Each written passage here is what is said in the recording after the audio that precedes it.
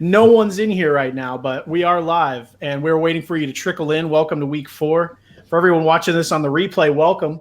I've noticed that I haven't been saying hi to you guys watching it on the replay. So for all you guys actually watching it from the very beginning of the show while we tinker around and try to get this going, hi. Welcome to FFMercs Live. I am one of your hosts, Matt Williams. With me, as always, is Mr. Sam Stompy. Well, not always. You were on a little field trip last week to Lambeau Field. How did that go?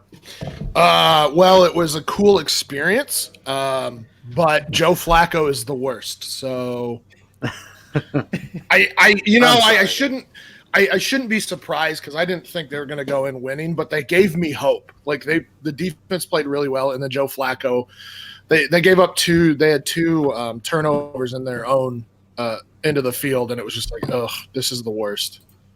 We have this other random guy sitting with us. I don't know if anyone knows him. His name is Scott. Mr. Scott Fish, thank you for joining us. What's going on, man? It's good to be here.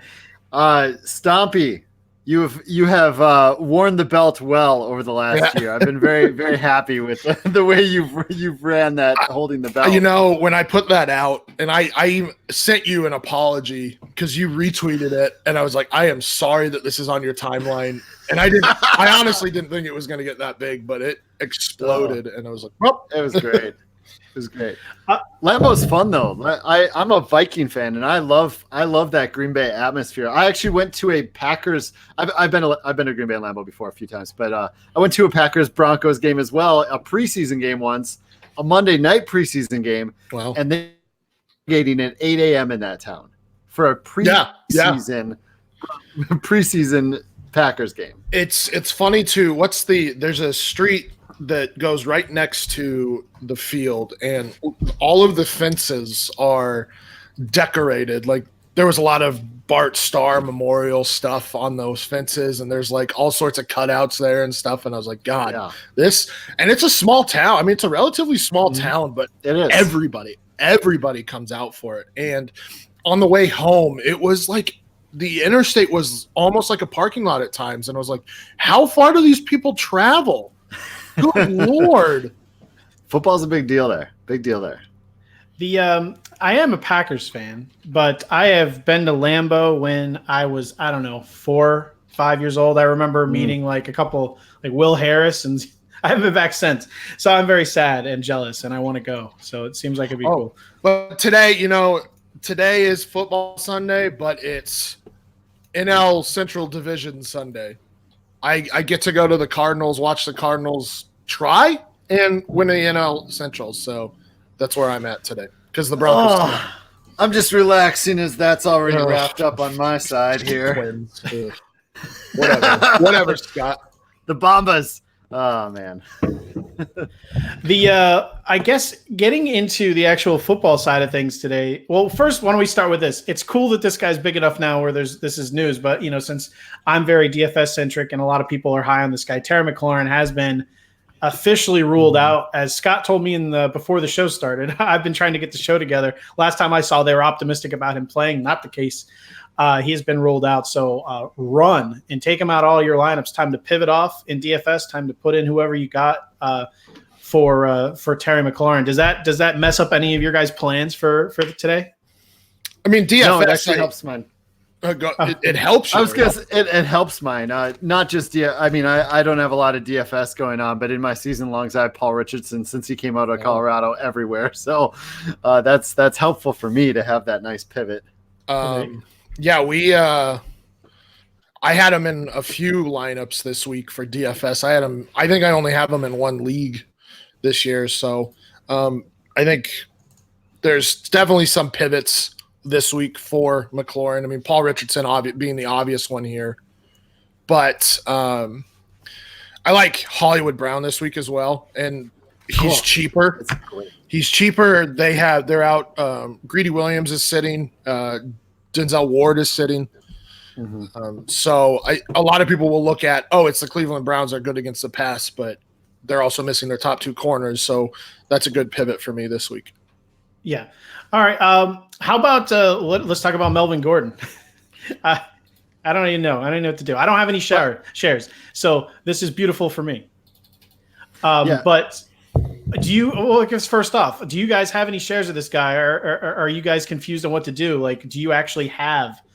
Do you actually have anything? Is this a decision that you guys have to make with Melvin Gordon today? I have him in one league, but I just it sounds like he's going to be used in emergencies only. So I'm not unless I'm like hurting because of the first bye week plus injuries. I'm not touching him.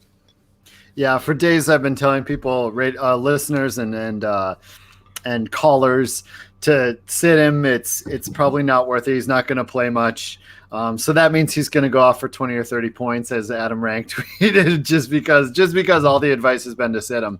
To follow up on Stompy, we had Elliot Christ on my Sirius XM yesterday, and he bold called 150 yards and a touchdown for Hollywood Brown, if not 202. Wow. Yeah, he's all over Brown this week. Yeah, I mean, it's a fantastic matchup. I mean, really, because like I said, and we see it with the Cardinals this season, is when you're down your top two cornerbacks, you're extremely vulnerable. The Cardinals last year were very good against the pass, but they don't have Patrick Peterson. They don't have Alford. Is that right? Yep, Robert Alford. He's out. And he had a broken leg, so you're starting a journeyman and a rookie, and you see how vulnerable they are. I mean, they have Terrence Williams. Is it Terrence Williams? I believe as their cornerback 3, who is okay, but when you're going from Denzel Ward to Terrence Williams and Greedy Williams to whomever, it's definitely a matchup that you Terrence Williams is definitely a wide receiver. I don't know that they have a cornerback with the same name. Now I have to look it up because they had a PJ Williams playing slot corner. PJ Williams, the former Saint, I think he played. Is he playing slot corner? They have TJ Carey. Greedy Williams, Terrence Mitchell. That was it. That was Terrence Mitchell. Terrence Okay. Mitchell. Yeah, that's PJ Williams was on them PJ Williams was on them last year, and he's not this year, so that's where I was mistaken. All right. Incidentally, PJ Williams not good. Yes, not good. So you guys are talking about Hollywood Brown, which I love him for DFS. I'm not in on Lamar this week as much, only because of Mark Andrews being down, which I don't know. I guess what Cleveland is going to plan to do. Are they going to try to make Lamar throw the ball? Because he perceived as having one main target. If you take Andrews out, Andrews last week had a foot injury, was not very effective. He did not practice Wednesday, Thursday, was very limited on Friday. Sam, I know you have him a couple of your lineups because I took him out because of you. Oh, Scott, what do you think? Like, if you had Mark Andrews and you had a respectable person on your bench, I don't know if you just happen to have a guy like Greg Olsen, again, maybe Will Dissly sitting there. Well, are you benching Andrews for those guys? Well, I'm benching him for Dissly or Olsen. I mean, that the matchup against Houston for Olsen isn't great, but the way Kyle Allen looked at him Olsen in the red zone last week, he kind of loved that. And Will Dissly, obviously, against the Cardinals. The Cardinals are allowing over 22 points per game to fantasy tight ends. Like the Giants from 2 years ago allowed like a touchdown every game. That's the Cardinals this year. They allowed 100 and a touch to Hawkinson. They allowed 100 and a touch to Mark Andrews, 75 and 2 touchdowns to Greg Olsen. I mean, you're starting Dissly or Olsen over Mark Andrews. It's got to be lower on the totem pole if you're swapping it. If like where you start to maybe Mark Andrews or this other guy, I guess. Like, I guess I feel like the line is almost there because even though I'm worried about Andrews, I'm not starting, even though I think he's more intriguing today with McLaren. We talked before, Vernon Davis, I'm not starting him over Mark Andrews. I mean, where would you put that line? Is there a line below those guys where you actually make that switch? I'm a big Mark Andrews guy, so I'm probably getting him in my lineups if I have him and if there's no one else that's much better. I mean, after about 6 or 7, it's really tough at tight end, so he's probably in your lineup. Yeah.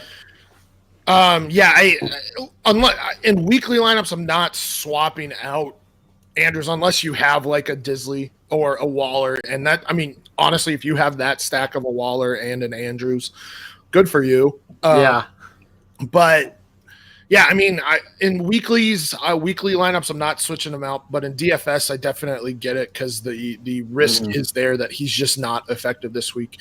But there are some very good tight end, and I'm trying to sound like a DFS tout right now, but there's some very good pivots at tight end. I mean, like you said, Disley, Darren Waller, I believe, faces a 28th ranked Indianapolis Colts, but I think that's pretty obvious. Greg Olsen is another good one this week. Why don't we talk about TJ Hawkinson? And Danny Amendola is out. The Chiefs are I don't have the numbers in front of me. They are very bad versus the tight end. I will find the specific numbers for everyone. Well, they're bad against everybody. They've allowed the 10th. They're actually let me see here. They allow 8.7 receptions per game, the fourth most receiving yards per game to tight ends.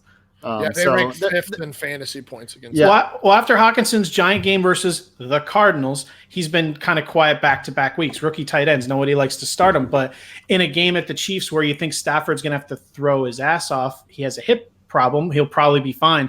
But with Amendola out, that leaves Galladay, Marvin Jones, and him. I think Carrion will have a big day too. But let's say you're staring Mark Andrews. Let's get up to game time. It just looks like iffy for him. Is there any chance you're starting Hawkinson over him? Yeah, if he's go for it. No, I agree. I mean, he's got a good matchup this week, and like you said, Amendola in that short to intermediate is out, so Hawkinson could definitely step in. I am more about Marvin Jones and Galladay this week. But if it's going to be as high scoring as we think, and the other aspect is we need to look at, apparently Matt Stafford has a back injury again. Yeah. Or his back is affecting him. So we saw what it did last season. I don't think it's the broken vertebrae or the fractured vertebrae, but still you have to take that into account. Regardless, they're going to have to throw. So I definitely think like Hawkinson over Andrews is a good pivot. I keep saying that word and it's driving me crazy. But yeah, I mean, and you also have to take into account matchup there. Andrews is facing Cleveland, which hasn't been fantastic against. Well, they've actually been pretty good against tight ends. I mean, they allowed 22.5 points to Delaney Walker, but after that, and of course they haven't faced anything since. But yeah, it's all about matchup there for Cleveland. I mean, they've allowed the third fewest yards to tight ends, but really they haven't played a lot. As far as Hawkinson, I'm with Stompy on that. It should be a high-scoring game. I'm not exactly as worried about the wind as people seem to be right now. It looks like it's only going to be 15 to 20 miles per hour, if that, and it'll be a direction of the field, not like side to side. Hawkinson also, I'm sure most of the listeners know, he not only did he have a touchdown called back last week, he dropped another one. So we could be talking about Hawkinson right now as if he had 2 touchdowns last week as well. I mean, he is still a rookie tight end, but he's showing up, and those opportunities are there for him. Yeah, I know it's 3,000-ish on DraftKings off the top of my head. If he catches those touchdowns, he's 5,000 plus. I mean, that's how that goes. Another guy officially ruled out who we already thought was actually going back to tight end real quick. Greg Olsen, you had actually mentioned he has somewhat of a perceived tough matchup against Houston, which I'm not totally sure it's as tough as people think. I know statistically they don't give up any points to the tight ends, but I think that's actually more of a reaction to teams deciding to throw deeper on them because their corners their secondary is awful. And I think people are just going deep on them. Wide receiver ones and even twos are shredding them to death. And I think no one's had a reason yet to really go to the tight end. Well, let's look at who they've played. They played Jared Cook, James O'Shaughnessy, Jeffrey Swaim, Lance Kendrick. So it's not like they've had difficult matchups, but in 2018, I believe they gave up, let me look here. They gave up the most fantasy points to tight ends in PPR. So, and I don't know where they would have gotten better in terms of defense. They got rid of Kareem Jackson. They got rid of Tyrann Mathieu. Those 2 middle line or inside linebackers but the 2 linebackers that would be involved in that in covering tight ends are still there. So I think it's more about they just haven't faced anybody. And now that you have Greg Olsen and like Scott said, Kyle Allen is looking Greg Olson's way a significant amount because DJ Moore only had 2 targets last week, and his day was saved by a long touchdown. But I would have to look what Greg Olson did, but Greg Olson had a lot more targets than I believe both Samuel and DJ Moore combined, or at least he had more than both of them combined. So if people are going to like I said, look at Houston as a good against tight ends because of these 3 games, it's a good contrarian play. Yeah. Well, Olsen had 7 targets, Samuel had 7, and Moore had 2. Yep. So one other tight end, someone, Michael Stepney in the chat was wondering, just said, could we use Delaney Walker against the Colts? Yeah, Delaney Walker, you don't want to use anyone in the Tennessee offense with confidence except for Delaney Walker when he's healthy. He's great. I don't know where he would actually slide in here if you have multiple tight ends, but I mean, obviously in season long, you're probably going to be playing him. Real quick, who do you guys like more? Let's just say Walker, Disley, Hawkinson. How do you like them in an order for redraft this week if you actually happen to have a multiple – obviously, if you have Waller and you happen to get him at the end, he's ahead of everybody. But like, who do you like of those 3? Disley, Hawkinson, Waller in that, or Disley, Hawkinson, Walker in that order for me. How about you, Stompy? Nah, I agree. Disley's my I think he's the top stream, but he might be the top tight end this week.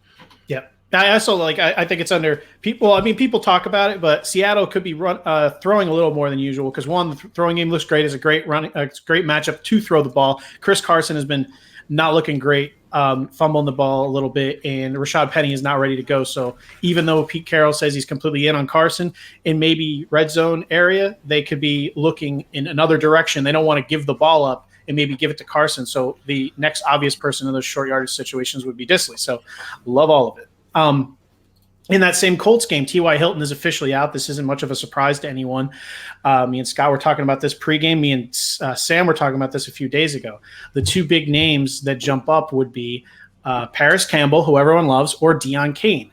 So why don't we start with you, Sam? Who do you like between these 2 guys from DFS and just season-long perspective? Let's just go season-long. You're just picking between the 2 who are, by this point, probably – both owned, I would think, by game time. But in case they're not, who do you like between the 2? Season long, I'm going Deion Kane. They seem to love him there. I heard Matt Waldman compare him to Devontae Adams, and he's not saying he's Devontae Adams, but he's got the same skill set. And he had the most snaps for wide receivers last week. So at some point, those snaps have to turn into targets in my mind. Of course, that might not be true because we saw, Demir Bird played like 90% of snaps and he's only getting like 2 targets a game. So who knows? But for me, it's Deion Kane season long. I think upside. In fairness to that, Arizona goes three deep like all the time, and then 4 deep so much that they're just going to get a lot of snaps. In a more traditional offense, Kane's high snap numbers probably mean a little bit more. Question in the chat here from Justin. Preston Williams, Dontrell Inman, or Will Disley in PPR today? It's Will Disley. I mean, yeah. I get the Inman a little. I mean, I've had to. We can skip by Disley if you want, because I think that's the obvious answer. Yeah. I regretted even adding him on when I did it. So that is your answer. Let's talk Preston Wilson versus Inman, because I think we all think it's Will Disley, right? Yeah. God, that one's tough. I mean, Preston Wilson, for all intents and or is it Preston Williams? Why did I say Wilson? I love Preston Wilson's a former outfielder.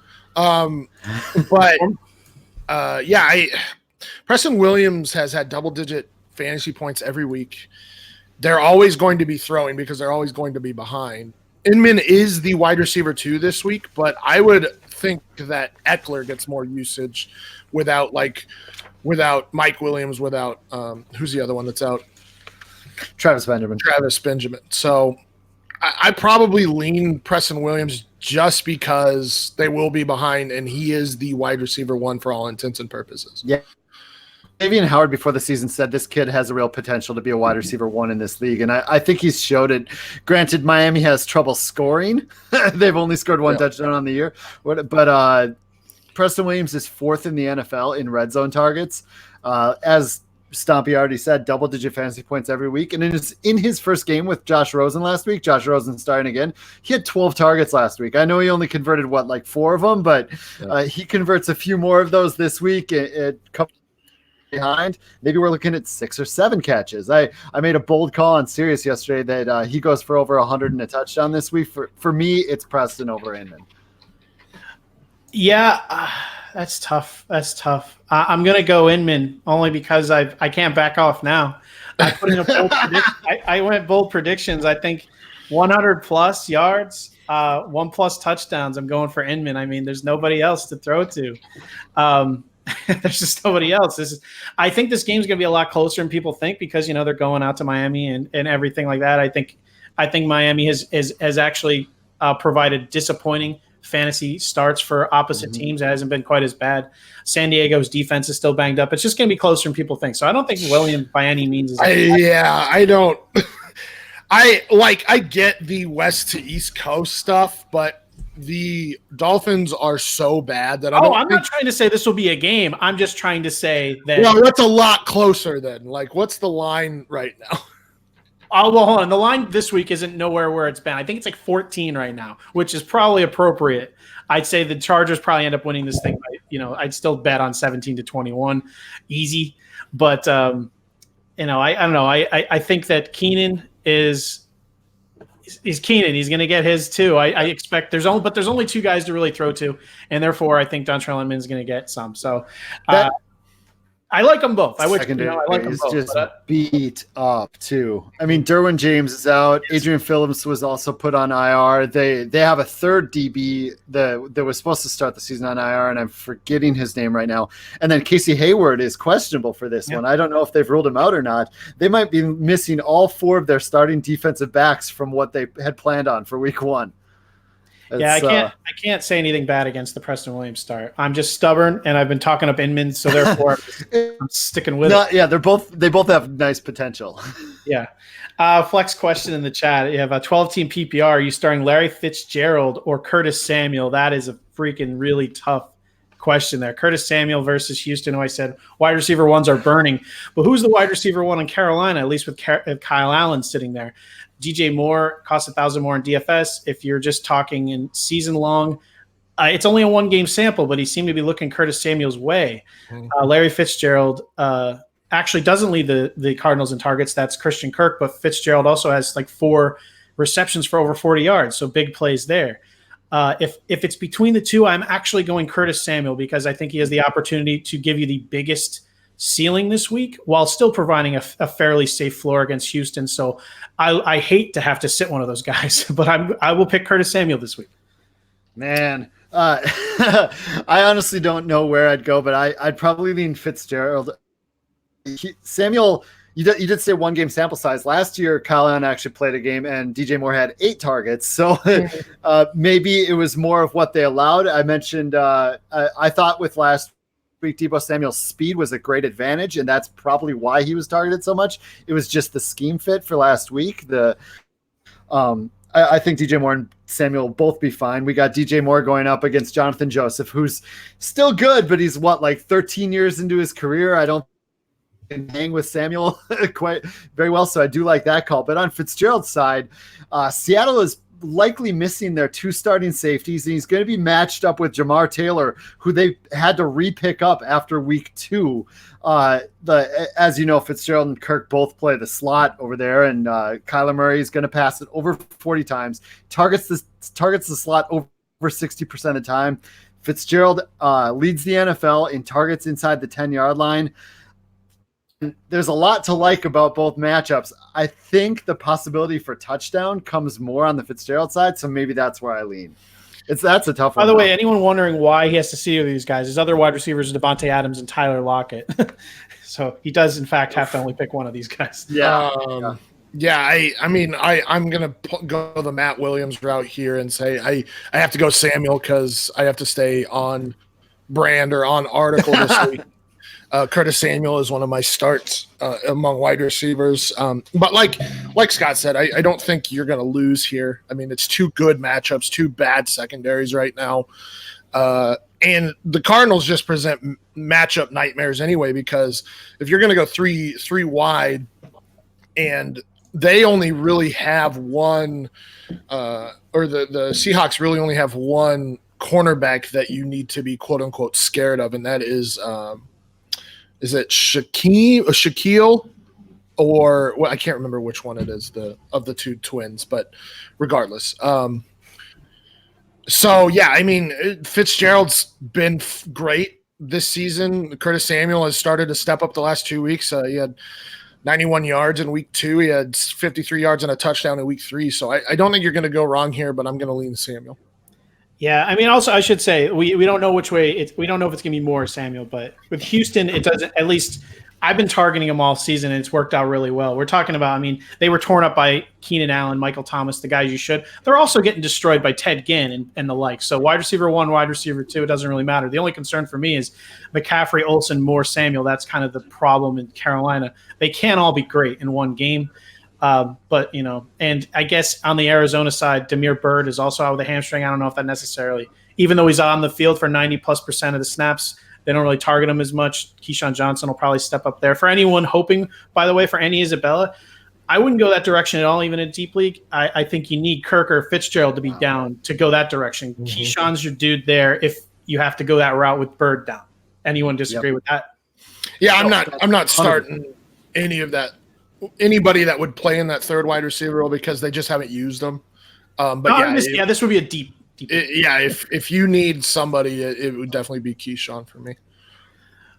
Question in the chat from Mark: Gardner Minshew or Mitchell Trubisky? Good. That makes me want to vomit a lot. Yeah. I'm gonna say. Actually, I don't know.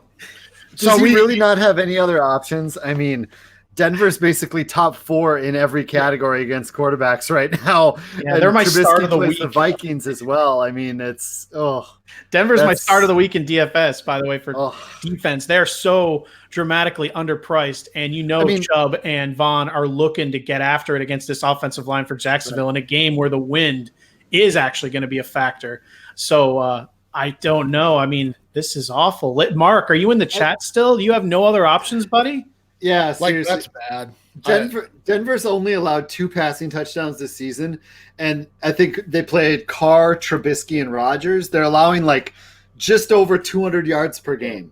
He says Superflex, second quarterback spot. This is literally a spot where you want to consider not starting a second quarterback. Who are your other options of flex? Yeah.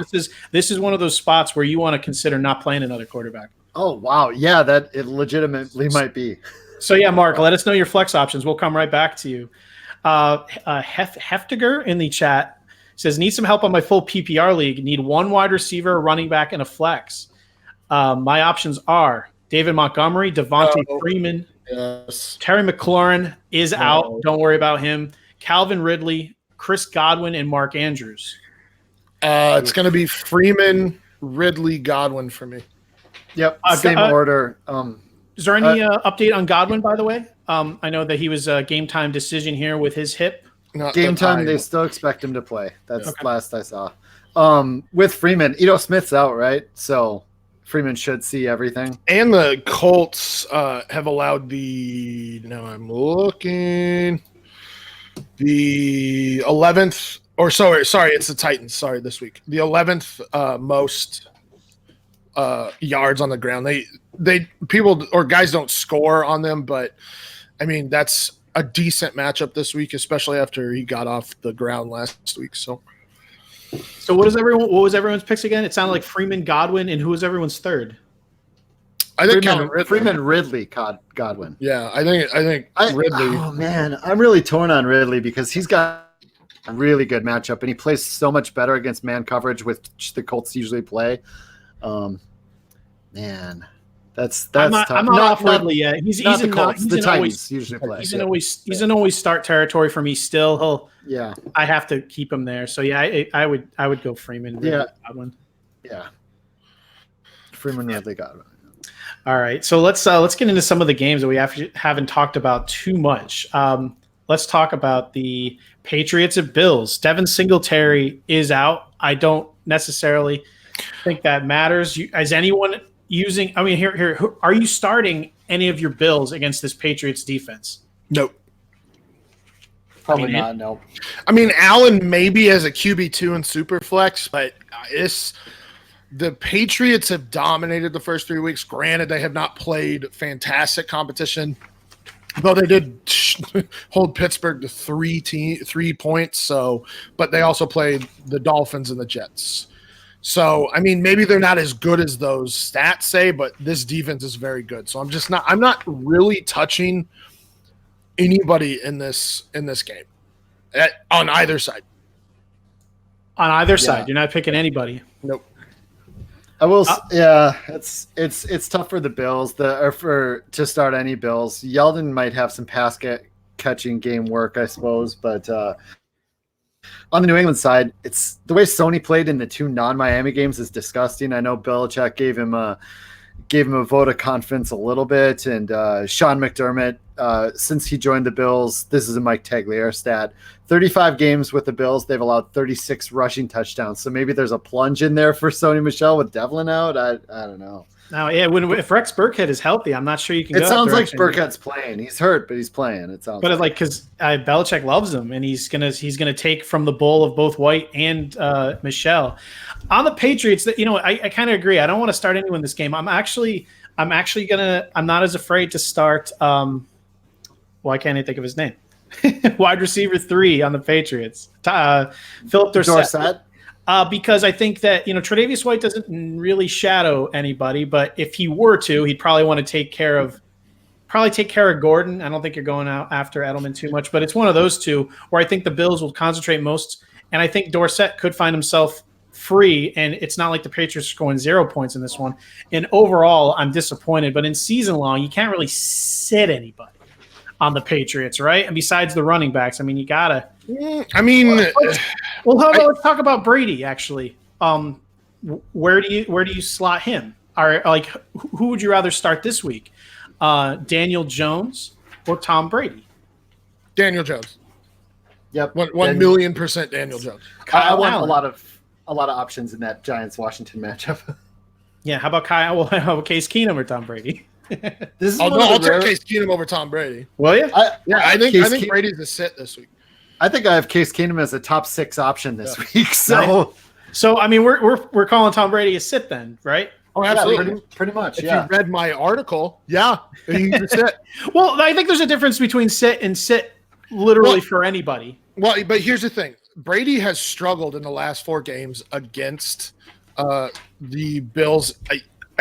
I don't. Well, actually, I have it up right now. I'll read you what I said. As you look that up, Josh Allen or Tom Brady? Neither. Case Keenum. I want to see how far we could take it. Yeah, no, I mean Josh Allen.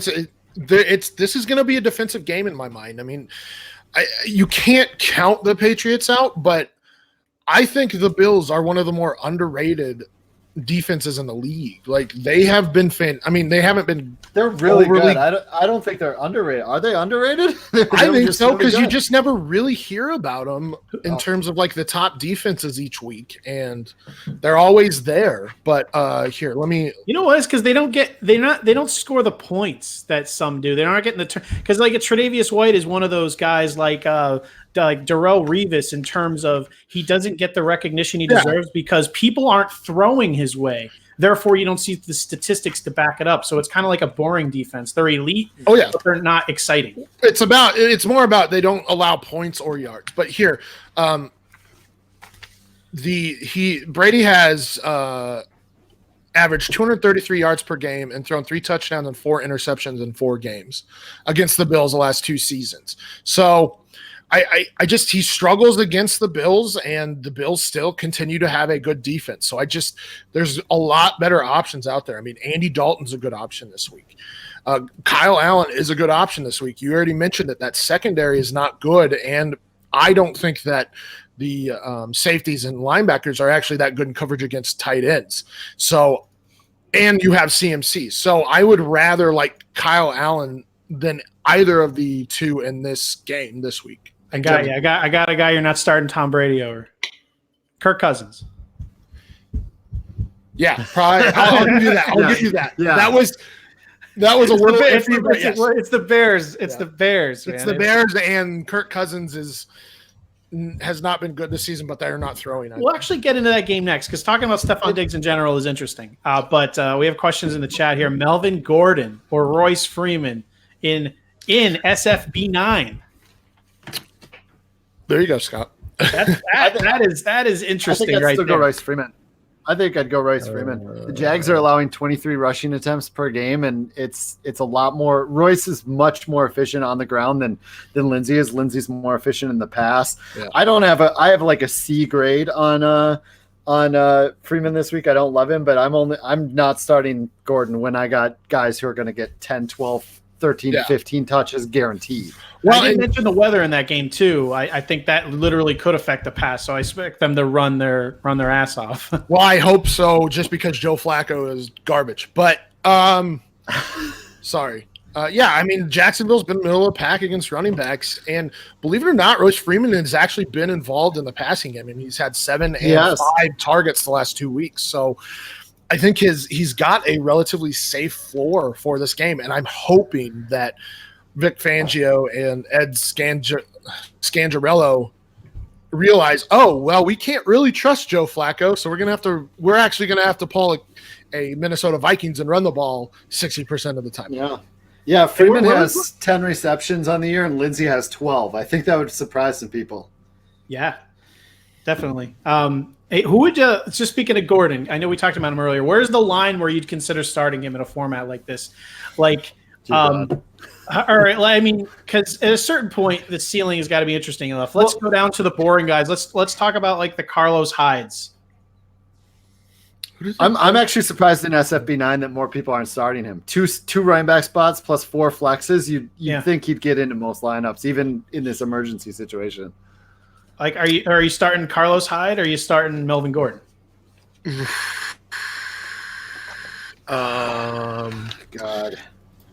I dislike Hyde so much, and the last 2 games haven't been good. But I mean, he still gets the ball because Duke apparently doesn't exist. Panthers are middle of the pack against running backs, but I mean they allowed good games to Malcolm Brown, Todd Gurley, Peyton Barber. I'm missing one, David Johnson. David Johnson. I mean David Jones. What is that? David Johnson with the receiving ad and had an okay game. I guess I'd probably start Hyde, but I don't want to. I think it's a good line for people. You're pretty much not starting Gordon unless, I mean, like, you have to get super iffy. I mean, where do we put that line? If Hyde is above that line, I mean, where do we go below? I'm starting him over guys like Duke Johnson. Yeah. I mean, who you start? You're starting Ronald Jones or Melvin Gordon? I'm starting Melvin. I'm starting Ronald Jones in that game. Yeah. I mean, I'll take my medicine when he scores 0. I mean, on again, off again. But I'm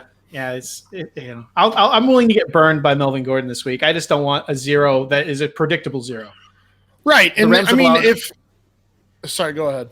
I was just going to say the Rams have allowed 100 yards or a touchdown to 9 of the last 12 running backs they faced, dating back to last year. So if Ronald Jones is the hot hand. Yeah. Well, and I mean, there should be no reason. I mean, I can see them giving like Melvin Gordon 5 carries just to get him into some semblance of a game and see game action, but there's no reason. There's no reason to put him in danger. And I say danger, but put him out there when this game is going to be well in hand. And they brought up Troy Maine Pope, and I would rather use him in the second half if that's how it's going to go. Okay. I thought for a second you were saying you'd rather start Tremaine Pope over No. I'm saying for the Chargers. There'd be no point in putting Melvin Gordon out there when he's not in game shape. Yeah. He's probably not in great shape right now. And it's a game that's going to be well in hand early. There's no point in putting Melvin Gordon out there. Yeah, I agree. I will say I do have a belief on Gordon that they're not going to want to keep him and they're going to run the wheels off him for the rest of the season. Yeah. But after this week.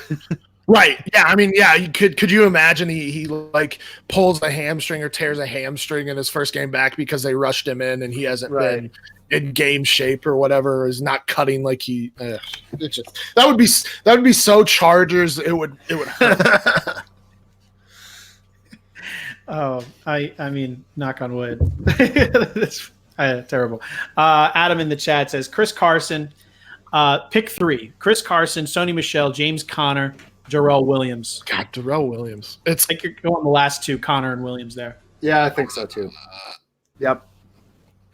Carson, man. I got it. I think it's Carson. The last 2 too, but Carson, man, that's if Penny's out, that's oof.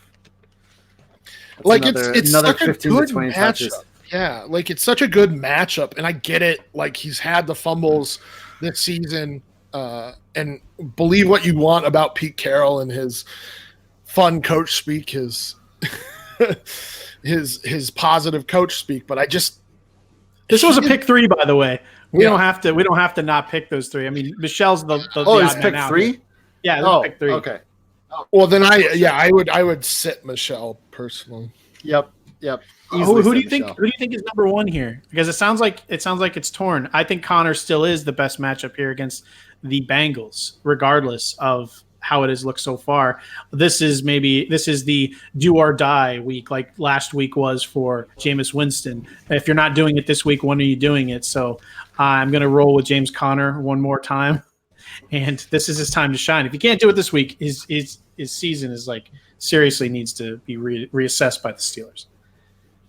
I'm with you. I actually have Connor first in that list. It sounded like Stompy might have had Darrell Williams, but I do have Connor first in that list. I'm with you. That those a couple weeks ago, the Bengals just weren't even trying to tackle players. If that comes out again, Connor could finally have a day. I love Connor this week. He's got a fantastic matchup. I think they have to get him involved. So yeah, it's definitely Connor for me first overall, and then I think Michelle in that list is the one to sit. Let's get over in the one more question actually. Jack Humphrey in the chat. What's up, Jack? Welcome to the show. Chris Godwin or Larry Fitzgerald. He's worried about Godwin's hip. I'm still starting Chris Godwin, and I hate it. I don't know why I refuse to start Larry Fitzgerald in this one. That is very tough for me, but I still think Godwin's going to bounce back. I think that I don't know. I expect to see bad. I think Matthew Barry said this earlier. Bad Jameis might come out today in this game against the Rams. That is a tough one. You know what? I'm talking myself out of it. I might go Larry Fitzgerald. Mm-hmm. I'm risk averse. Larry Fitzgerald. Give me the Larry. I think I have Larry a good 8 to 10 spots ahead of Godwin this week. Okay. That's more of a state. Receivers are really deep, honestly, than anything. But I would just take Larry because I think it's a great matchup, and I think he's very, very safe. And if Godwin tweaks and goes out or I'm not going to risk it, especially for a guy that I have ranked higher. Yeah, and I think that the LA Rams secondary is better currently than the Seahawks. So, well, let's talk about the Buccaneers at Rams. We haven't gotten to that game too much. Jared Goff hasn't been what you wanted. Cooper Kupp has been everything you wanted. He's healthy, and it's obvious he's the number 1 target on that team. Brandon Cooks is the deep guy. Robert Woods has fallen into the no man's land as the 3rd wide receiver. Are you confident starting Robert Woods this week? Who are people that, one, are you just completely confident you think it'll turn around? Who are people you'd consider starting in front of Robert Woods going forward if you're not? I mean, that's tough. Robert Woods has been so good the last 2 seasons, and he's just not heavily involved right now. And I don't know what's going on with Jared Goff.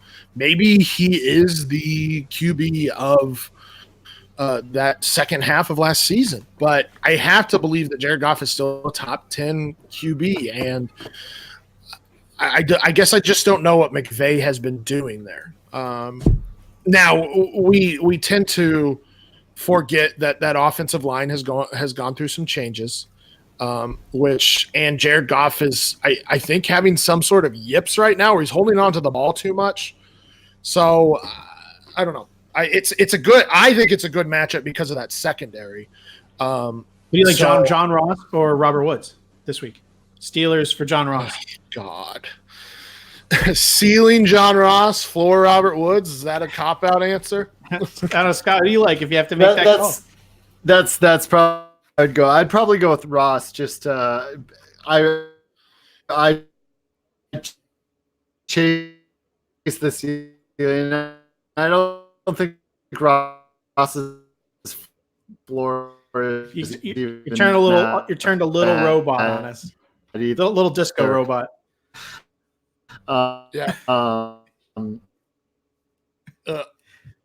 We may have lost Scott here for a second. We may have lost you for a second. We're not talking over you if you're talking, buddy. You went a little, again, disco robot on us. So we're getting right back into the questions, Sam. Who do you like more, DK Metcalf or Robert Woods? Hey, Scott is back in real time. He looks like so you missed that whole answer? That's it. No, we got the first half of it, and then you're like, doing, it was like robots, like, Again, I think it's ceiling versus floor. DK versus the Arizona Cardinals secondary.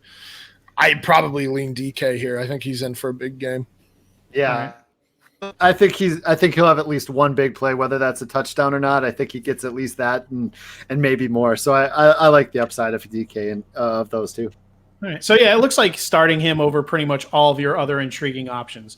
But any of the intriguing guys with tough matchups, I still think you got to go with Woods. Like DJ Chark is against the Broncos. You want no part of that over Robert Woods or anyone like that. Draws Harris. Oof. Yeah. So, I mean, anyone like, good matchup, good, bad matchup, bad. I know that's obvious, but Robert Woods is usually a guy you start no matter what, and he's just not right now. Over on the Buccaneers side, I know we talked about bad Jameis after last week when him and Mike Evans carved up, a bad Giants team. They're in LA against the Rams, who have a pretty good defense, who could be better than their offense at this point. Are you happy starting Jameis Winston? No. I guess we go to the well here. Like, where do you put him? Like, who would you rather start, Jameis Winston or Daniel Jones? Daniel Jones. Case Keenum. Daniel Jones, and it's not close. Yeah. Jameis Winston or Matt Ryan? Ryan. Titans. Yeah, Ryan. Jameis Winston is going to. What the Rams defense with Talib in there, and Talib's going to be in there. With Talib, they're allowing 210 yards per game. Without Talib, 299 yards per game. Like it's a huge change. I can't trust Winston. Here we go. Let's. No, they average almost a full interception a game more with Talib in there. That's something. Yeah, that is something, right? That's a stat. Who would you rather start, Jameis Winston or Baker Mayfield at Baltimore? Wow, Mayfield for me. Yeah, I think it's gotta be May. I just can't trust Winston right now. I know, but what you just said. That's people tough. Insert the name Baker really Mayfield, tough. and guys are. Is Jimmy Smith playing? Actually, I don't know. He was questionable. I don't know what the official word is on him. Are you looking that up right now? Yeah. Baker. I mean, it's like I want to bench both of these guys, to be honest, this week. So but there's very few people that like. Who are the guys that you're definitely starting these both over? I mean, you are starting them over Mariota. Like, how about both of these guys versus Brady and Josh Allen? Of who? Of Baker Mayfield and Jameis Winston. I'm starting both over Brady and Allen. I hate that matchup so much. You don't want for to hate that game. Fantasy football. Yeah, it's a bad week. It's a bad week for quarterbacks. It's like there's these really good guys on the top, and then there's like not streamers. Yeah. Everyone here is like, why can't you rank all these guys in order? Because you know what, they're in just a pile of crap, just laying on the ground all together. Michael Stepney says Jimmy Smith isn't active, so it's probably Baker Mayfield for me. Okay. So that does it for that game as far as anything interesting we can talk about. Seahawks at Cardinals, we already got into. Let's go to the Vikings at Bears. I mean, everyone you are confident in starting as a bad matchup. Everybody. I like that Akeem Nicks is going to be out in the middle, so that's going to be helpful for Dalvin Cook, and he might be the only guy I like in this. Yeah. I will say I hate everything about it, including the fact it's at 3:15 my time. I like noon games. I'm mad. I don't like that at all. That has nothing to do with fantasy, but. Well, all the guys we were talking about earlier, where would you slot Allen Robinson in with the DK Metcalfs and John Rosses? I mean, I'm starting Ross and DK above Allen easily. Robinson. Way above. Yeah, absolutely. I mean, people do need to hear this because like some people have Allen Robinson, like I'm starting him every week. He's getting the only targets on the team. Well, I guess Taylor Gabriel, but now he's out. The only guy they wanted to throw touchdowns to. Yeah, I mean, Allen Robinson has had a good start to the season. I mean, he's had 102, 41, 60 yards, 13, 7 targets. But it's Trubisky throwing him the ball. It's against a good defense. You saw them for most of the game, shut down Julio and Calvin Ridley last week, or they shut down. Well, no, I guess they got beat a little bit by Devontae Adams, but they shut everyone down after three. Like the first quarter, they got beat, and then the final 3 quarters, they finally got back on their game. Right. So it's not a good matchup, and it's not a good quarterback. Yeah, exactly. By the way, I think Mitchell Trubisky's last 2 games against the Vikings were well under 200 yards, like 160 yards each game or something, too. Yeah, I was on the father-son podcast, which if you guys don't listen to that, is a pretty cool one. Literally a father and son, Justin and his dad, are do a podcast together. And they do something with Thrive Fantasy. I don't know if you guys ever heard of that. It's just like a place where you do a bunch of prop bets. And I had actually heard of it before. I'm not like whatever. I'm not like plugging them. It's a cool site. And they have you pick a couple on each. And one of them was the over-under was Trubisky for this game was 235 yards passing. And I was like, what's your favorite pick of the board? I'm like, I'll take the under for Mitchell Trubisky. Oh my God, that's going to be an ugly one. Jaguars at Broncos. We talked about this. This is another gross matchup. I think the guys here that you have to bring up are Cortland Sutton and Emmanuel Sanders. Jalen Ramsey is apparently made the trip. So one, who do we think that completely takes out of the game between the two of them? And in this kind of game, Sanders has obviously been in fuego, and Sutton has had some good games, just hasn't found the end zone. If you have them, are you starting them, or some of those flex guys we've been talking about the whole game, are these guys that you just got to sit this week? I have to say it's Sanders, but if you can avoid, I would. It's just not a good matchup. Like Joe Flacco's not good. Gardner Minshew's a rookie, and has been good, but the Broncos are extremely good against quarterbacks. The only person that I really like starting this week is Leonard Fournette. Other than that, I'm iffy on Lindsey and Freeman. And then, I think DJ Chark can get behind that defense because Chris Harris isn't going to be covering him. Go ahead. I have another guy. I'm totally with you on Fournette. I mean, he's ran the 3rd most pass routes among running backs, which is unreal. He's getting so many passes. He's on pace for 75 catches this year. But Denver's allowed the lead back to score in every game. I think Jacobs had 2 and Jones had 2. I know Fournette hasn't had any touchdowns. This might be finally the game where he gets in. I agree with you on that, and I have Fournette ranked pretty highly. A weird, sneaky one I have is D.D. Westbrook, because speedy wide receivers have been Broncos this year. Tyrell Williams had 6 for 105 in a score. MVS had 99 in a score. It seems like the speedy wide receivers are getting by them, at least for one. So that's a sneaky, really deep, like a punt play, low budget DFS play, or if you're really, really not in your lineup this week. Yeah, I mean, we saw it last week. But mostly I'm with you. I don't like this matchup. We saw it last week. MVS got behind him for a deep touchdown. Like you said, Tyrell Williams beat him. The Bears, that was just a super ugly game. But, yeah, DJ Chark, if there's any wide receiver I'm playing here, it's definitely DJ Chark. It's the Cowboys at Saints. It's hardly even worth talking about because there's lots of questions as far as the value of the Saints going forward because of Terry Bridgewater, but it doesn't really change anything you would do from a fantasy perspective. Do you want to know what you just called him again? Hey, what I do? You know what you did? What did you just call Teddy? Oh, I called Terry? Yes, you did. I literally do not know this guy's name. Stompy, are Callahan and Jackson out for the Broncos? Because if so, their secondary is going to be really light. Callahan is, I think he's getting a second opinion on his foot. I do not know about Kareem Jackson. Okay. He's questionable. I don't know. Okay. I'm just saying for people with Chark or Westbrook out there. I mean, I would. All right, go ahead. Sorry, Teddy Bridgewater and his 3.3 yards. Good old Terry Bridgewater. No, I mean, like he looked bad. Again, this worries you if you're a Michael Thomas owner, even though he's literally the only guy being targeted. Him and Kamara. I do have worries that defenses will. I don't know why they wouldn't have been wise to it last year. They're gonna eventually just decide to crash on both guys, which it doesn't matter. You're starting him anyway. It whether you believe it or not, you're starting him. So, Jared Cook has been horrible. There was maybe hope that since Bridgewater in there, maybe he'd use him as a safety blanket. That didn't occur, at least yet. And you're starting all your normal Cowboys. I mean, do you guys think there's anything interesting in this? I mean, you're just starting all the guys you normally would. There's really, even though there's interesting storylines here, from a fantasy perspective, it's just business as usual, right? Yep, pretty much. I'm not worried about. I mean, you and I have had this conversation. I'm not worried about either.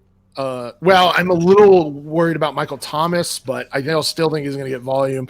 Definitely not worried about Kamara. So, if you have Latavius Murray, does anyone have any optimism for this guy anymore going forward? I think he's droppable. I think he's flat out droppable at this point. For Tre'Quan Smith or Jared Cook? Sorry. No, Latavius Murray. Latavius. I mean, a lot of people, I guess I get it in terms of what Mark Ingram was doing, but he's not Mark Ingram. He's never been Mark Ingram. And people were all over it because of scoring opportunities. But people forget that Alvin Kamara is one of the highest utilized running backs in the red zone and the 10 zone over the last 2 seasons. So, I mean, so was Latavius Murray. But I mean, who are you going to use though? I mean, it's a guy coming out. I'm clearly with you on this point. Right. Well, no, I admittedly was on Team Murray to start the year. I thought that it wouldn't have been quite what Ingram did, but I thought Murray would be utilized. I did. But now that the offense is not the Saints anymore with Breeze out, they're not going to be scoring enough for Murray to be worth it. So I just think everything combined, he's droppable for. Even if you believe that narrative, it's over now. yeah, it should be. Murray has 16 touches on the entire season right now. Yes, not good. And now it's a Teddy Bridgewater-led offense, so the scoring opportunities aren't even there. Yeah, looking forward to week 5. Ezekiel Elliott, 300 rushing yards against the Packers, 600 rushing yards. I don't know. What is the over-under for rushing yards? Oh, my God. But, we'll talk about that next week. Embarrassing. The Bengals at Steelers here. Let's talk about the Steelers. Mason Rudolph didn't look. He literally the only quarterback of all the first-time starting quarterbacks did pretty much not look good. Besides Bridgewater, but he started before, so doesn't really count in that. Against the Bengals, they're at home against the Bengals. This is like such a good matchup, but no one's really talking about James Washington and Deontay Johnson like they were last week. Obviously, Deontay's starting. Dante Moncrief is now on the bench. Vance McDonald had a terrible game, even though he was targeted heavily by Rudolph in his first when he came in for the first time. So, where are your confidence levels on all of the pass catchers on Pittsburgh, including Juju?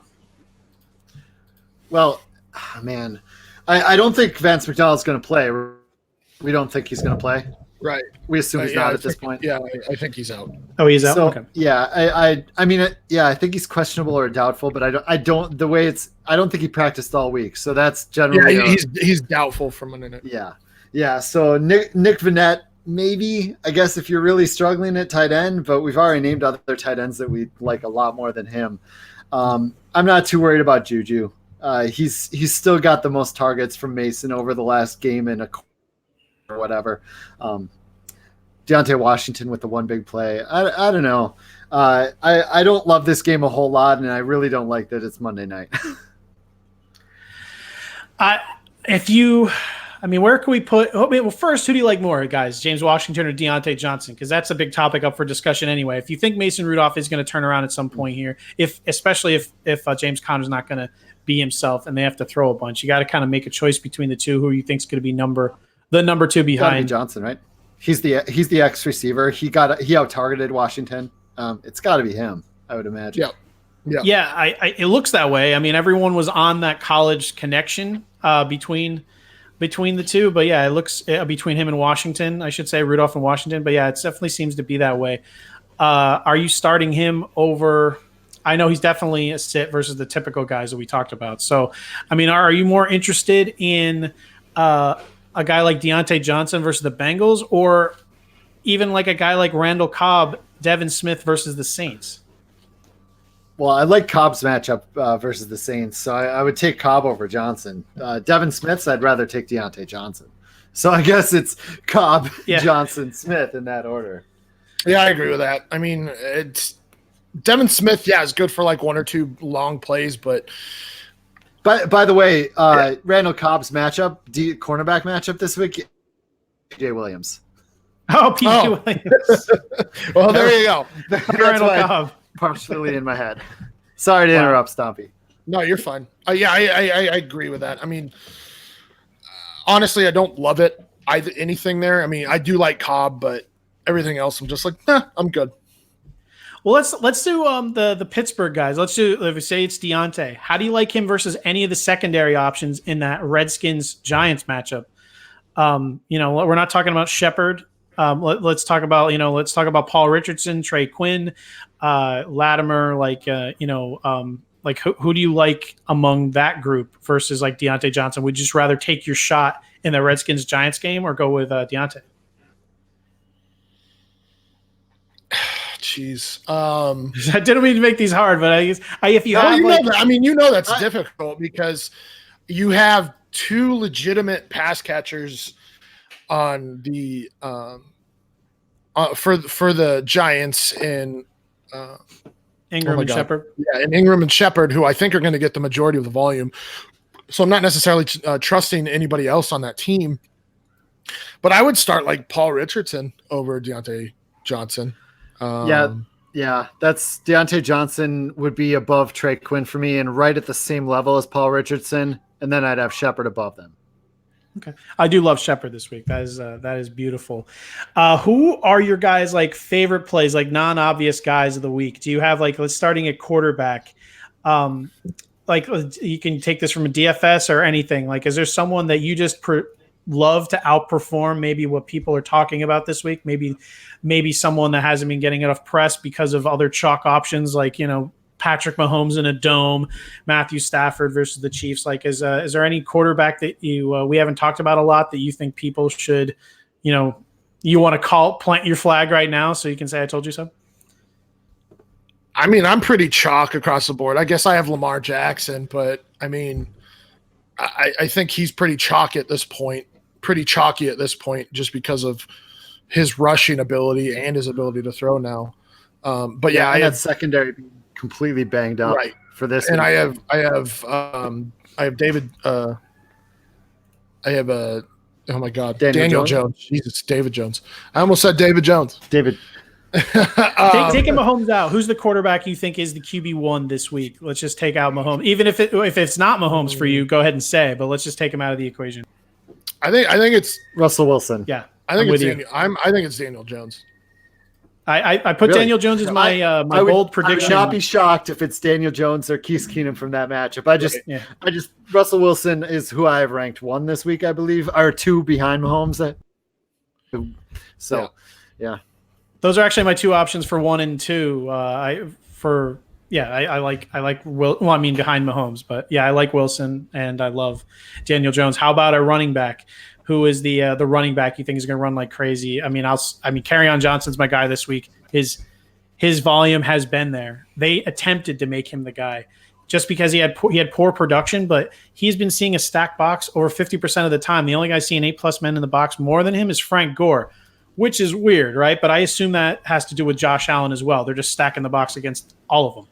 But Kerryon, in this one, I would assume that the Lions are going to have to be able to throw a bunch. The Chiefs are not going to be stacking it up on Kerryon, and I think he's going to have a monster day. So my bold prediction for the week was 150 yards and a couple of touchdowns, which is obviously quite a bit, 150 total yards, not rushing.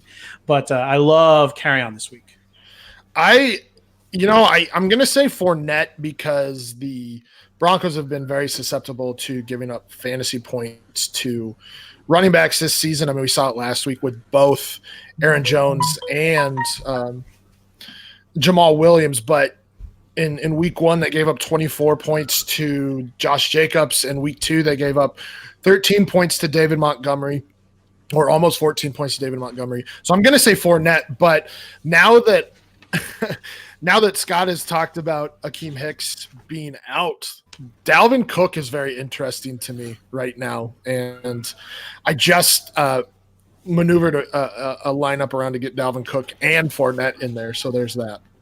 Nice. Yeah, I like where both of your heads are at on this one. Kerryon Johnson, I think he could be in for a good week if he gets a good receiving day. But I mentioned earlier, I really like Fournette against those Broncos this week. For a lot of what I said, for a lot of what I said earlier, if people were listening, I mean, 5 rushing touchdowns already given up by the Broncos this year. Fournette hasn't gotten in yet, but I think this is the week. Yeah, all the Jaguars fans hope so too.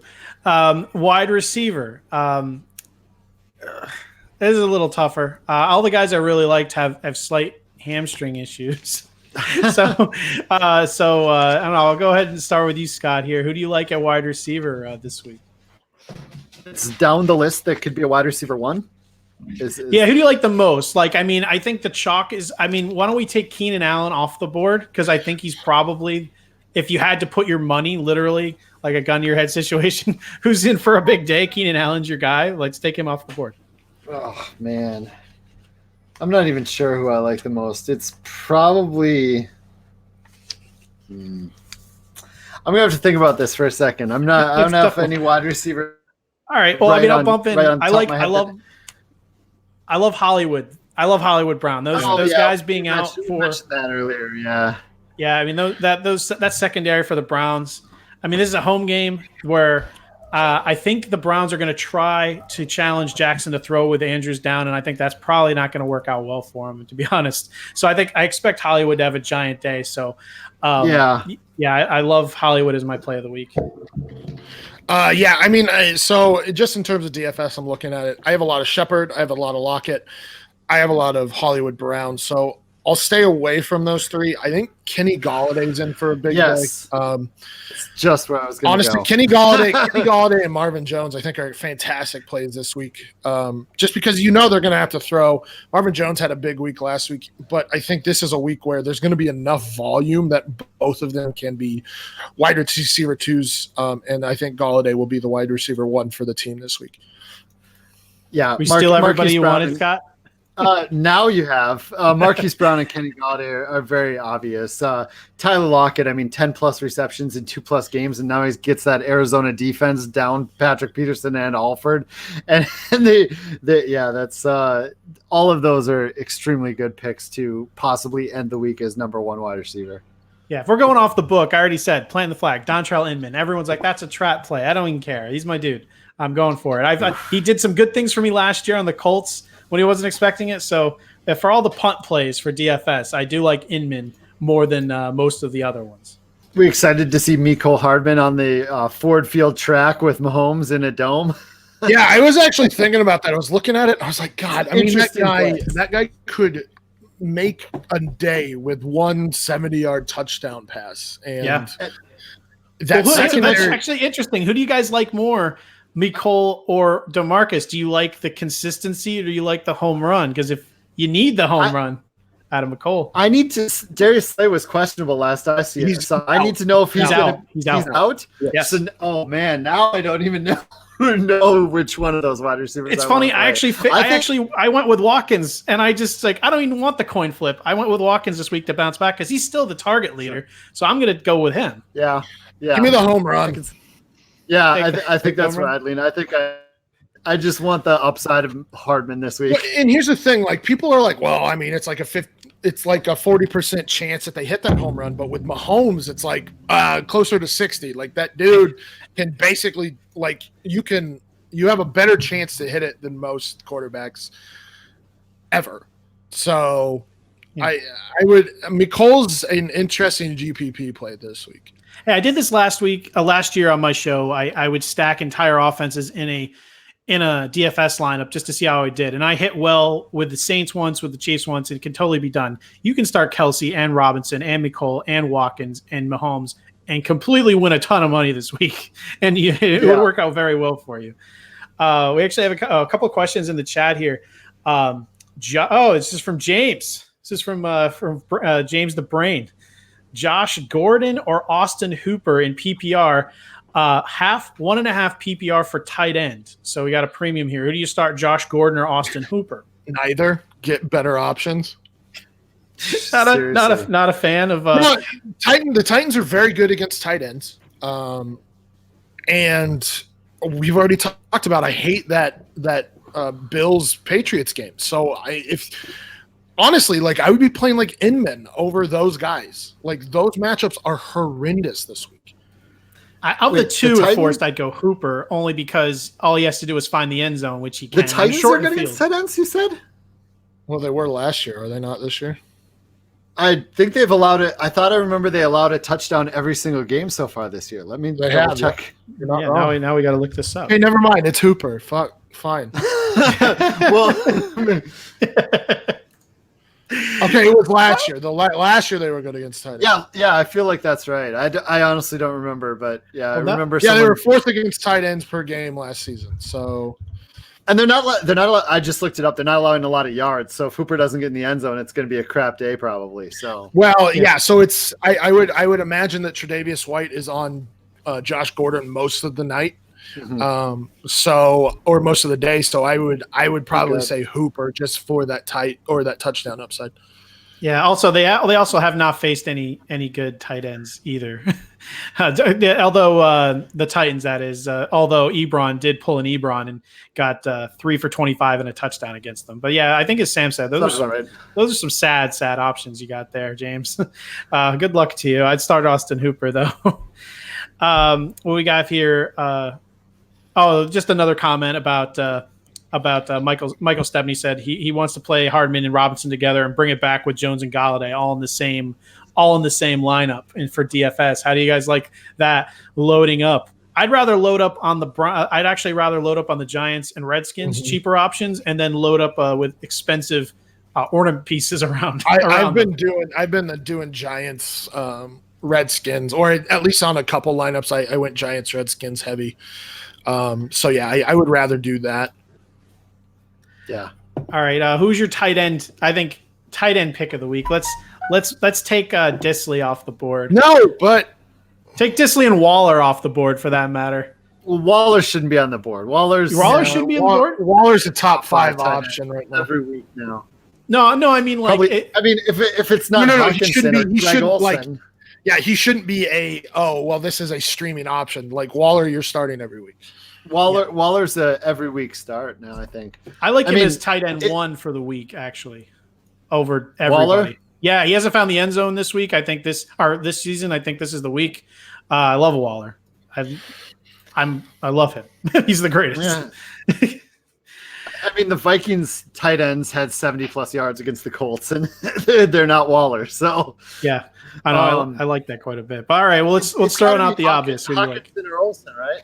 Yeah, Hawkinson or Olsen. If you're or maybe Vernon Davis if you're going really down the list. I guess tight ends this week are just they're gross. I don't like it. I would say Olsen because like I said, I think and like you said, I think a lot of people are talking about the Texans not giving up a ton of points to tight ends, but I think it's not it's fine process, but you have to look at who they've played. So I think Olsen's going to get enough targets to be we'll say top 6 option this week. Yeah. Going over to the other side, let's talk about some fades real quick before anyone's considering starting any of these guys. Again, same order, quarterback. Who's a guy that most people you'd think would be consider starting this week that you think needs to take a seat? Absolutely. A starting quarterback that I think needs to take a seat. Yeah, and if in fantasy, a guy you would assume most people week to week are just starting. Let's say, it's a 1 quarterback league. This is a person who drafted this guy who is just starting him every week, and you're telling him, all right, go to the waiver wire and pick someone else up today. Like Baker and Tom. Yeah. I mean, who's your best example of a guy who absolutely you will not want to start him under any circumstances? I'm not starting Brady anywhere. I think Brady is a bad option. Yeah, that was the Tom in Baker and Tom, Baker Mayfield and Tom Brady. I think. I mean, the two. Josh Allen's another one. I'm just not touching. Yep. Yeah, I mean, Yeah, I think that's good. It's not worth mentioning a guy like Kirk Cousins at this point. I think, right? Because no one's right. I mean, I think everyone's on to Cousins, that by now. Trubisky, Mariota, like Flacco, nobody's starting any of them anyway. Usually, as a Vikings fan, do you think Cousins is just like absolute waiver wire for now? Probably. I mean, it depends on how the games go. People are talking about how little we've passed, but they're failing to mention part of that is the Vikings have gotten out to 21-point leads within 10 minutes of 2 of the 3 games. Mm-hmm. So that you're going to Cook when you got a guy like Cook all game long when you're up 21 after 10 minutes, So I guess we'll see how game scripts go, but I think he's pretty much droppable in 1 QB leagues. Let's talk about Superflex for a second. We talked earlier about guys you wouldn't even put in that second spot. How many of the guys are there this week? Let's just start right at Mason Rudolph versus the Bengals. Are you comfortable? Like, is this a start your quarterback or start someone else? I think you can start Rudolph against the I think you can too. It depends on who you're like. I would start Rudolph over I'd start him over Cousins. I'd start him over Flacco. I'd start him over guys like that. Minshew probably. Well, let's bring us that Flacco and Minshew. Do you start them in Superflex? Or are you starting a flex? Someone else? Start a flex. Yeah, I'm starting a flex. I mean, you have to really, really be devoid of flex options for me to go with Minshew or the thing is, I can see starting Minshew hoping he gets like some rushing yards. I wouldn't start Flacco though, but I probably neither. Cousins and Trubisky, quarterback or flex? Flex. Because it's the Bears, I think because he's against the. I almost still want to hold out hope that Thielen and Diggs would get it going, but I mean at the Bears, I mean I go flex here too. I think I would probably start. Oh boy, that's right on the line. That's honestly right on the line. I need to know the flex. I need to know the flex to answer that question. Yeah. How about Marcus Mariota? No. I flat out refuse to start that dude ever. Yeah. Yeah, I think I even like Carr and Trubisky. I mean, not Carr and Trubisky. Cousins and Trubisky a little more than Mariota most weeks. All right, Josh Rosen. Nope. No, not a chance. Not a chance. Okay, and I think that's pretty much. I mean, you're still starting Derek Carr, right?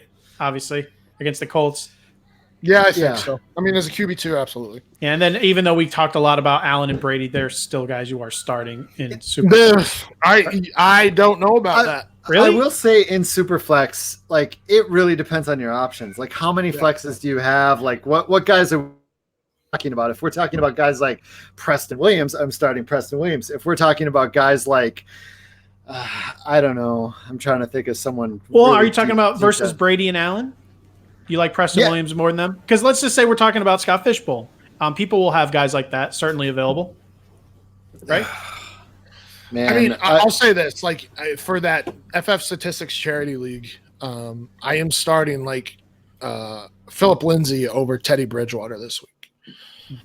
I'm psyched that Jimmy Garoppolo's on a bye week, so I don't have to start him anymore. Yeah, but yeah, I mean that's kind of the stuff that you need. Like Lindsay doesn't have the best matchup, but I'm not trusting Bridgewater right now. I mean, he had an okay week last week, but like it's just like there's like 10 guys right now that it's like I can't, especially this week that I'm like I can't start them. I can't do it. I guess most of my leagues are just deep enough. I'm usually starting even some of the quarterbacks we've mentioned. I always have to trick my brain into going, most of these leagues only have like a couple flex spots, and you probably shouldn't start a super flex. But in mine, all these guys are always starting. Yeah, I mean, it depends on a lot of things, but yeah, I mean, in general, there's some ugly quarterback situations going on right now. In the chat, Justin says, Will Dissly or Preston Williams PPR? I think we established throughout the show, Will Dissly above most people, but if he's your flex, do you go double tight end? Let's assume you got Mark Ingram, Darren Waller, or something going on. Are you perfectly happy starting Dissly over, like, even taking Preston Williams out of it, average like 12-team league flex options that we've been talking about the whole day, do you consider going double tight end with Disley? Yeah, absolutely. What's average though? Like, no, I think John, the John Ross tier we were talking about. Yeah, I mean, like I said, I think Will Disley can be the tight end one this week. Yep. Justin actually says he does in fact have Waller, so he would be going double tight end. Who are your other options at flex? If it's just between Disley and Preston Wilson, definitely Disley. All right, let's go to the show's about wrapped up here. So let's give a couple more fades. Running back. Who's a guy that you would normally start that you're absolutely completely off this week? Just a guy that you want no part of. I can try to give you some examples. I mean, I think Sony Michel seems like the screaming option that a lot of people don't know what to do with. Is he a guy that out of any of the fringe options we were talking about earlier, like are you starting Sony Michel or a guy like Preston Williams?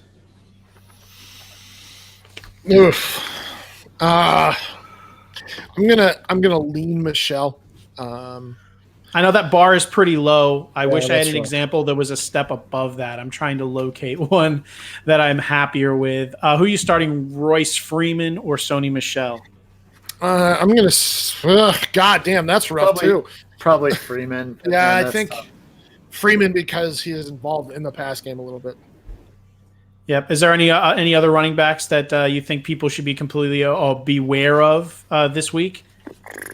I mean, like I said, David Montgomery. I don't like David Montgomery, or maybe I haven't, but I don't like David Montgomery this week. I don't think you should be starting Wayne Gallman because I think they're going to opt to throw the ball more than anything.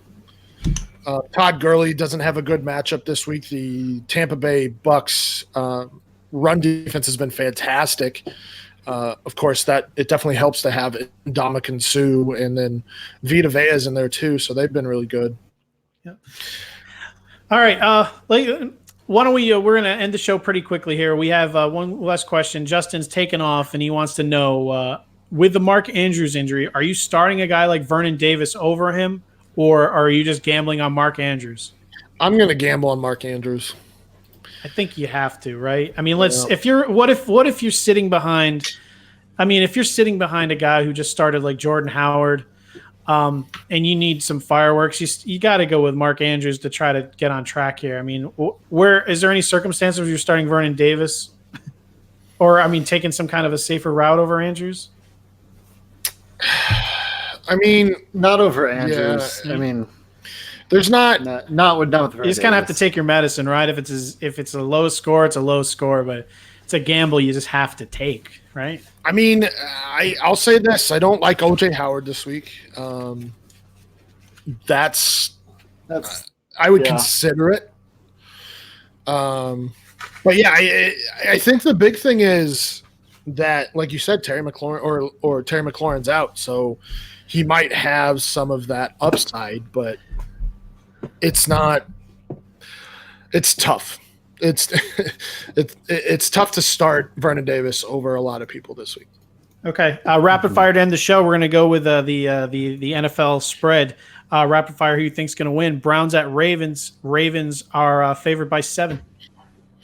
Who's going to beat the spread? Yep. Beat the spread, or who's going to win? Spread. Browns at Ravens. Ravens currently -7. I will go with Probably Ravens. Ravens. I'll probably go with the Ravens as well. That's tough. Panthers at Texans. Texans are -5. Panthers. I'm not betting on that one, but it's a tough one. I'm gonna go. By the way, we didn't mention this I don't know that we talked about this. Dante Jackson is out, so Will Fuller. Dante Jackson could have run with Will Fuller. Dante Jackson's a fast cornerback. With him out, Will Fuller might get deep for one. Just for people thinking about that. Yeah, and one thing too, don't let Kenny Stills be sitting on your waiver wire if you have the space. He could come out like he already showed a little last week. If an injury were to strike, he would have some tremendous value. So if you have one of those guys where you have someone sitting on your bench that you're just literally never going to play, Kenny Stills is a guy you should definitely in standard leagues be looking at. Chiefs at Lions. Chiefs are -7. Really? Yeah. Yeah. I know that. Still taking Chiefs. That seems like the bet of the day right there. No offense, Lions fans. Patriots at Bills. Bills at -7. Now that's an interesting one right there. I'm going to take the Bills because that's what I'm rooting. Yeah. I'm rooting for. I think I might take the Bills as well. I think they might keep it closer than people think. Yeah, that's kind of crazy to me. I'm going to go with Bills. Raiders at Colts. Colts by 6.5. I think that's fair. I think the Colts are going to win this by more than a touchdown. Yeah, I'm going to go with Colts as well. That's tough. Yeah, I think they'll get up, and then Marlon Mack, which is very underappreciated this week in DFS. Yeah, Mack I think he's a smash play this week. I think he's got a good week. Yeah, I agree. Chargers at Dolphins. Chargers. I don't care about the line. I don't care about the line. It's Chargers. 14.5 is pretty big, though. Yeah, that's pretty big. Are you both going Did you Chargers? Just say it's pretty big? Have they? Yeah. Wasn't like the Patriots like 20 something? No, no. Yeah, I mean, I think that was more deserved, though. I mean, spreads don't get this big in the NFL much. Yeah, I don't care. It's because Miami's that bad. It's the Chargers, and they continue to trade away players. Right. So yeah, I'll go with it. I'll still go with the Chargers. I was still wondering. Titans at Falcons. Falcons 3.5. Falcons. Yeah, Titans don't look nearly as good as I was hoping they'd be. Mariota sucks. I'm going with Falcons. Mariota sucks. Does Tannehill make an appearance in this game? I doubt it, but because I think they're trying to be stubborn, but he's gonna take over. Mariota looked good in week 1, even though he had a ton of help, but he has looked terrible the last 2 games. Redskins at Giants. Giants -3. Yeah, I'm going with the Giants. Yeah, Giants. Yep, same here. Over under is 48.5, which is far more interesting. What do we think of that? I'm taking the over. These defenses are atrocious. Yeah, if you're going to watch a game and your local one isn't on, that's the one. I mean, most people have red zone, but that's a good 31st and 32nd against fantasy quarterbacks. Fantastic. So, fantasy wide receivers too. Here's the thing: if you're going to be watching red zone, you'll probably be watching most of this game. Yeah, so. I know, and they're in the red zone again. Buccaneers at Rams. Rams by -9. I'm going to take the Bucs. Yeah, I think the Bucs are going to surprise a little bit here. I like the Bucs in this one. If it was at Tampa Bay, I would take the Bucs, but I think with the Rams staying at home, I'm going to take the Rams home. But yeah, I know. But in I'm front just of all saying, 17 the Rams not fans. having to travel. Yes, the over under in that one is 49. Interestingly enough, Seattle at Cardinals. Seattle by 5.5. Yeah, I'm okay with that. Yep. Seattle. I agree. Vikings at Bears, which is pretty much a Vikings. This is pretty much Vikings favorite because Bears at home are only -1.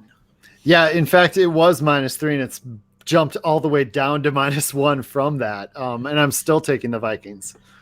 The Bears don't really deserve the record they have, to be honest. So I will go with the Vikings. They definitely lost that game to the Broncos. No offense to open any salted wounds there, Sam. No, it's fine. The Broncos are terrible. I hope they go 0-16 and get Tua. And Cousins shouldn't have thrown that interception at the end of that. It was such a bad. Oh my god, terrible. Both him and Phillip Rivers did the same thing in like a 5-minute time span, and I was like, "What are you guys doing?" Chicago, Mitchell Trubisky is so bad, and Minnesota has the better skill players, so I'm going to go with Minnesota. That is the possibility of being a rip your eyes out game, though. Right.